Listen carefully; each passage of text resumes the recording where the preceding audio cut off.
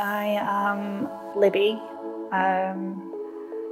I'm a theology student at Bible College. Although due to certain traumas and difficult circumstances, I ended up not attending church for a period of time when I was a teenager.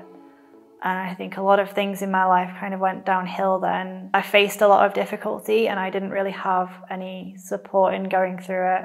Although when I was 21, I ended up God called me back to the church, and I went on an amazing journey to get to where I am now. When I was about 10 or 11, my parents divorced and they had quite a nasty breakup. Following that, my dad remarried against my wishes.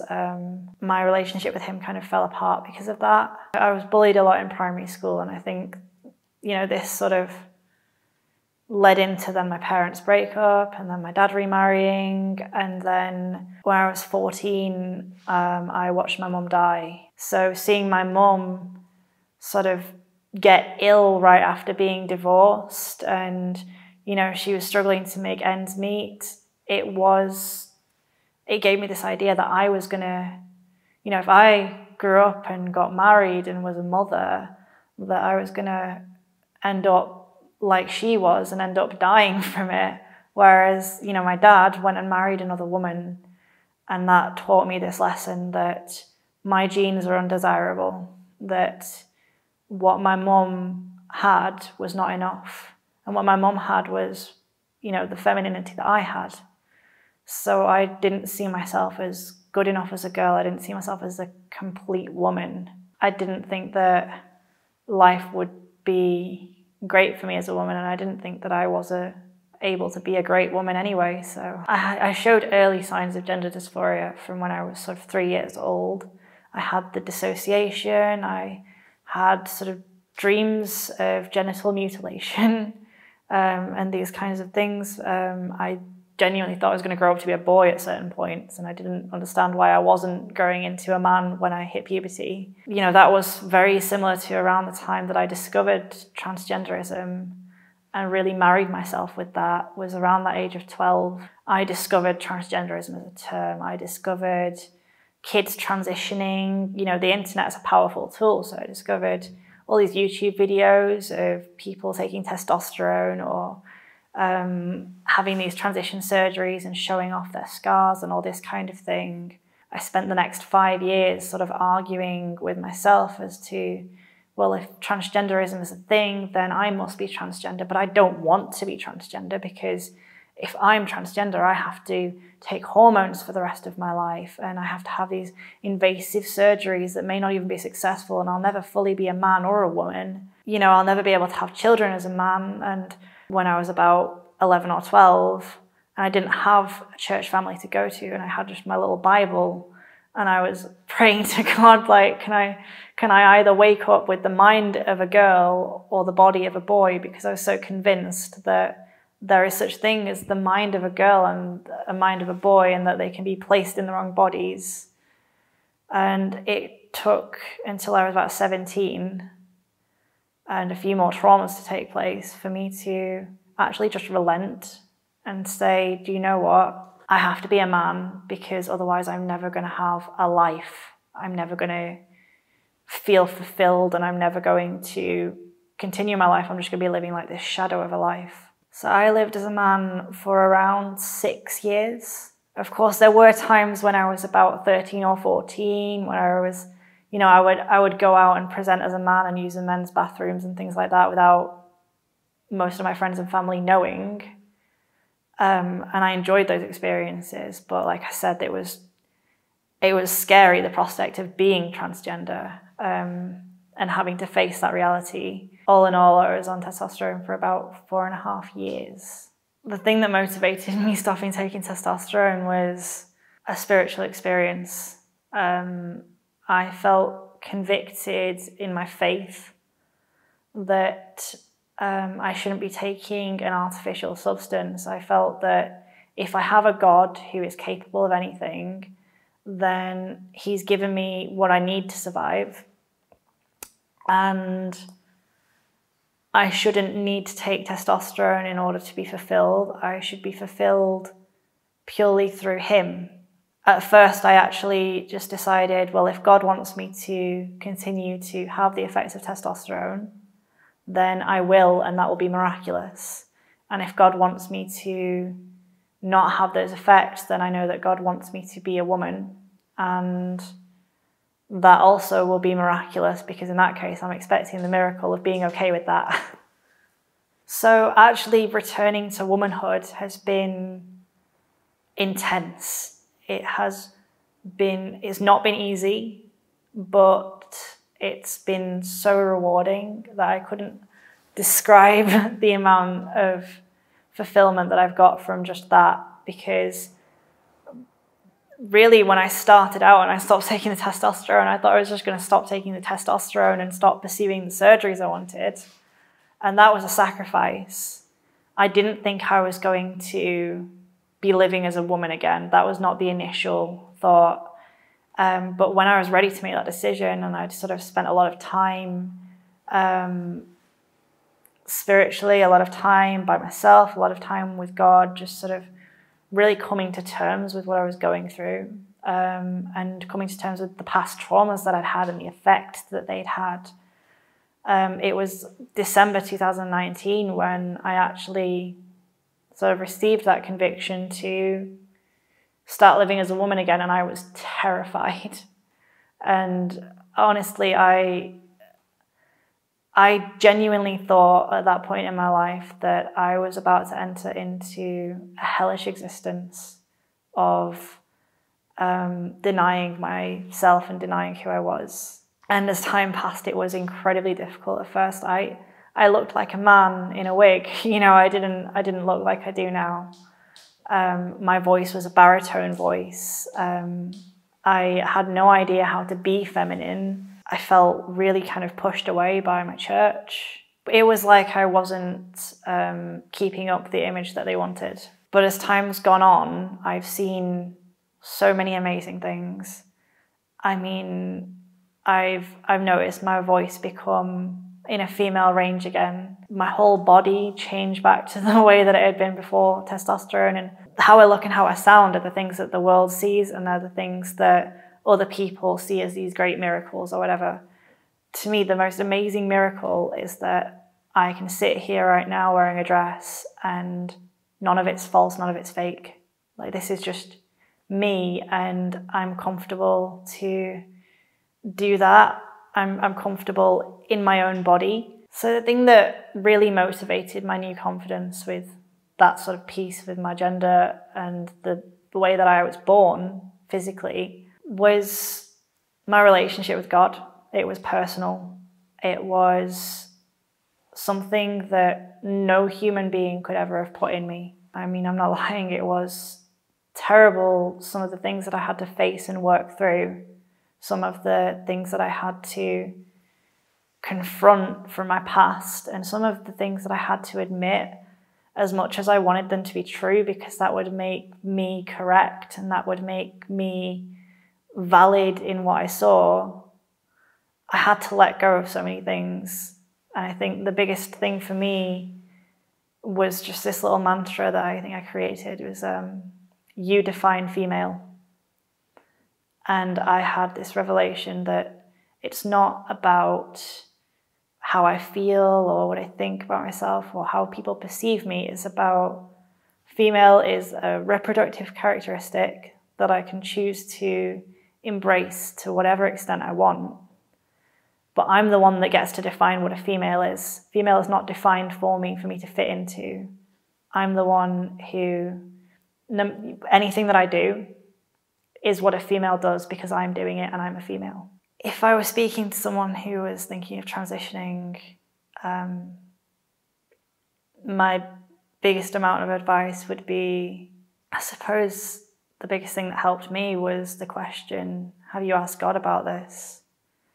And I guess maybe that doesn't work if the person's not a Christian and they don't believe in the Lord. So I guess most importantly, I'd want to get to know that person for who they are. And I would really hope that that would make them realize that who they are is not defined by their gender. and that I will treat them the same way, whether they present as male or female. But realistically, if you go down that path of transition, you are adding work on top of the work that you have to do. You're still going to have to heal from the gender dysphoria some way or another, but you're adding hormones that could really physically injure you, and you're adding surgeries that could go wrong. You could die on a surgery table, and do you want to risk that? And I guess the biggest thing I'd say is that transition doesn't cure gender dysphoria. It alleviates it. Sure, when I took testosterone, some of my dysphoria was alleviated and I felt better. But I stopped taking testosterone and worked through it psychologically. And I have alleviated way more dysphoria through doing that by just realizing that I don't have to feel that way and I can control how I feel. And that's the biggest part of it, really, is that you do have the power to define your own gender. X Out Loud and other ex-LGBT support groups and organisations have been an absolute lifesaver for me. I remember when I was first starting to enter this detransitioning process, I felt like I had nobody because my church did not know what to do with me. You know, they had not led me to the decision that I was in. That was my own personal journey with God. And so I just felt so alone, and I was like, I'm about to climb Mount Everest and I don't know where to start. I've got nobody there to encourage me. You know, my church at the time was so scared of me detransitioning and so scared of me looking like a man for the rest of my life but trying to look like a woman. And I felt like I was the only person who was kind of holding the front on the faith in what was to come, you know, in my own restoration and healing. And I was in such a vulnerable state that I didn't think I could handle that by myself. I had all these questions. I had a wedding that I'd been invited to, and I didn't know whether to attend this wedding as a man or a woman. I didn't know what to follow, whether it was my convictions or my church's fear that it was not going to look okay whether I was dressed as a woman. And I think the first place I reached out to be fair, is probably the Changed movement, which is quite rife in America. And from then I just started getting involved in these different ex-LGBT groups, and X Out Loud came along at a point where I really needed somebody to encourage me that I was a woman, at a point where I was ready to accept somebody encouraging me in being a woman. And the only place that seemed to be doing that was X Out Loud and Core Issues Trust. And I finally kind of felt like I wasn't a freak in a way. I felt like as well I had the support to do what I needed to do.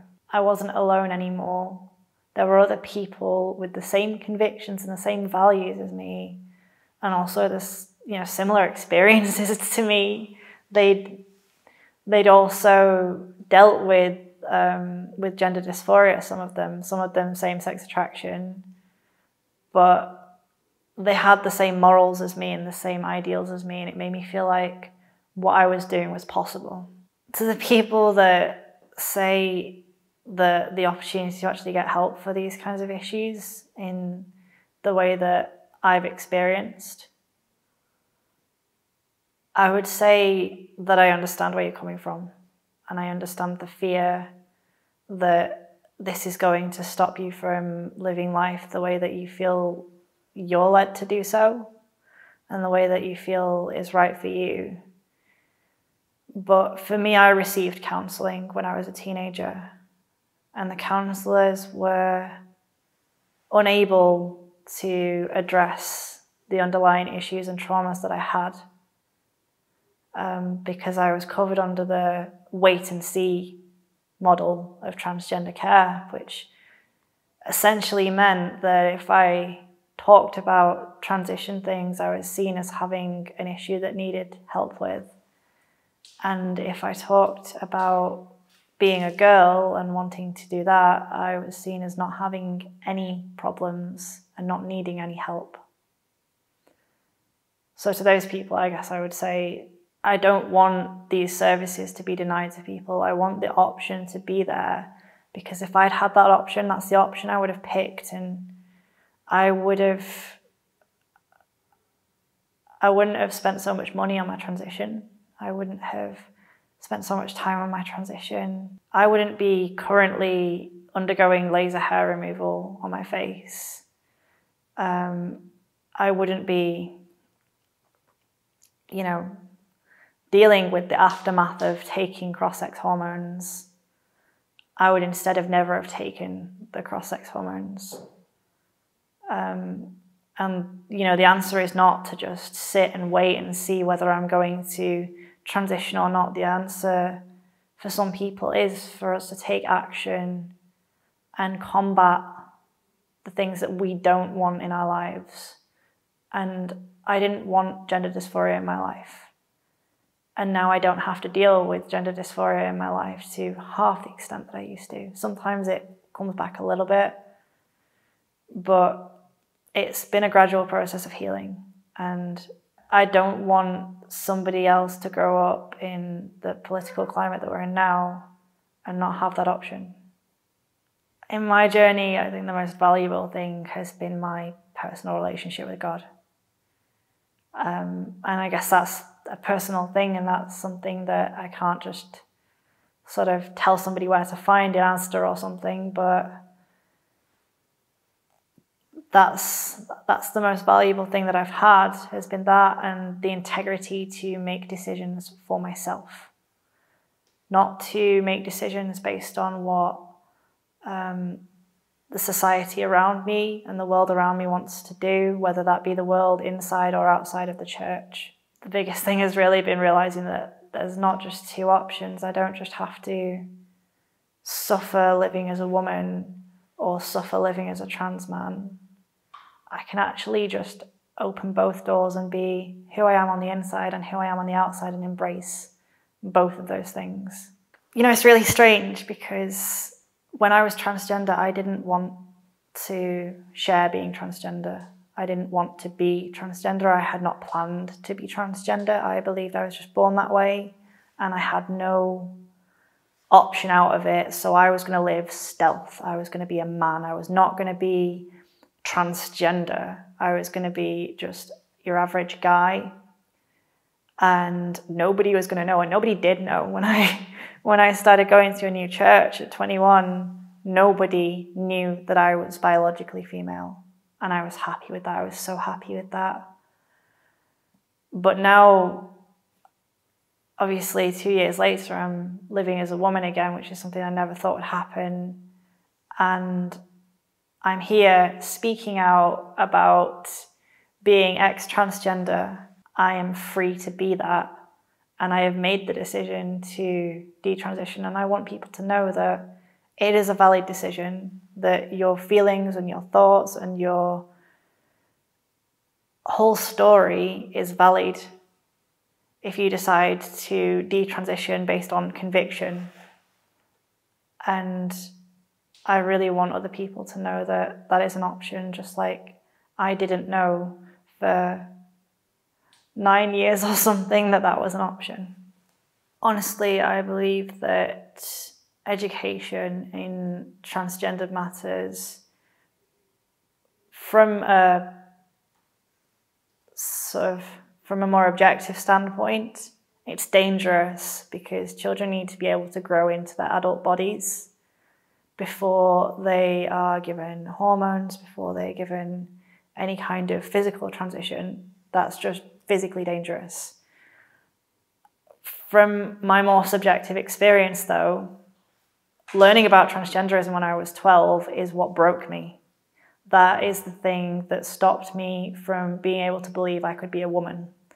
Because I learned that gender is a feeling and not a biological, just physical reality, I was unable to go on to accept my body for what it is, which is a body, and it has a function, and each part of it has a different function and purpose. If I'd learned about transgenderism when I was that young, I might not be able to have children now. I think it's something that children are not equipped to deal with, and not equipped to understand, children will believe what they are taught. And especially at such a young age, if they're under 7 years old, for example, they are so malleable. They'll believe anything they're taught pretty much. That's the age that kids develop serious identity disorders. And so when you're giving them this idea that you could be a boy if you're a girl, you could be a girl if you're a boy, you could be somewhere in the middle, you're basically taking away a physical foundation that that child has from which to build their identity. And instead saying that they need to build the physical structure around a subjective identity that they might not have even formed yet. So realistically, my experience is as if there already was a law that said that you can't help somebody to go back. I felt unable to contact the GIC that I went to about detransitioning because I knew I didn't really kind of want to detransition at first. I knew that my detransition would be, or at least I felt that my detransition would be questioned a lot more than my transition had been. And I needed encouragement to do what I wanted to do at that point in time. So I did not receive any professional help in detransitioning. I do not get any NHS money for the detransition procedures that I need. Quite frankly, it would be a lot easier for me to start living as a man again from a physical standpoint because I don't get any support in living as a woman again.